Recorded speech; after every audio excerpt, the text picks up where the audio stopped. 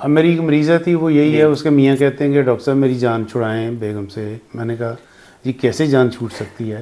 کہتا ہے جی کہ جیسے ہی ہم جاتے ہیں 11 بجے بیڈ روم میں سونے، اس کے بعد 11:30 پھر 12 پھر 12:30 پھر 1 بجے موصوفہ نے جا کے مین گیٹ کو دروازے تالے کو پہلے کھولنا ہے. جی پہلے تو ہاتھ زور سے کھینچ کے دیکھنا ہے کہ لاک لگا ہوا کہ نہیں لگا ہوا، پھر اس کو ایک دفعہ ان لاک کرنا ہے، پھر تسلی سے لاک کرنا ہے اور پھر واپس آنا ہے.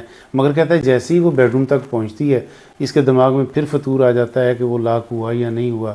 یہ وہم بالکل جو obsession ہے یہ کہ بھی انشور ہو جاتا ہے مریض کہ جی کہ کام کیا ہے یا نہیں کیا.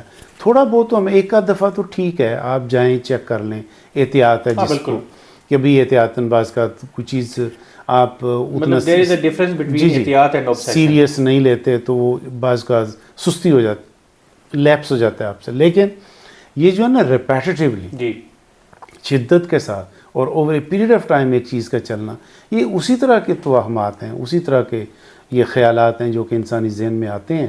اور یہ کنڈی لگی یا نہیں لگی، یہ جو ساری باتیں ہیں.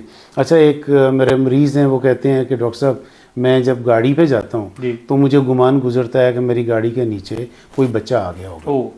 اچھا اب اس کے ذہن میں تصور ہوتا ہے کہ اب میں جس راستے سے گزرا ہوں مجھے واپس اس پورے روٹ پہ جانا ہے اور پھر غور کرنا ہے کہ کہیں کوئی روڈ سائڈ پہ کسی بچے کا کوئی ایکسیڈنٹ تو نہیں ہوا. اور پھر اگلے دن کہتا ہے میں احتیاط سے خبریں سنتا ہوں کہ کہیں کوئی ایسی رپورٹ تو نہیں آ رہی کہ گاڑی نے بچے کو کچل دیا اور وہ بچہ زخمی ہو گیا یا کوئی اس طرح کی بات.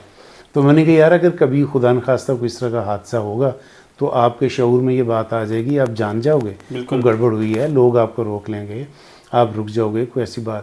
مگر کہتا ہے ڈاکٹر صاحب وہ میری تسلی نہیں ہوتی. اسی طرح لوگ یہ جو کرنسی نوٹس ہیں ان کی صفائی ستھرائی کے حوالے سے بھی یہ پاک ہیں نہیں ہیں. اچھا ڈیٹول کو چھوڑیں، پھر یہ کہ اس کو آئرننگ اس کی ہو رہی ہے، استری کیے جا رہے ہیں کہ گرم کر کے ہیٹ ملے گی تو اس کی جراثیم مر جائیں گے.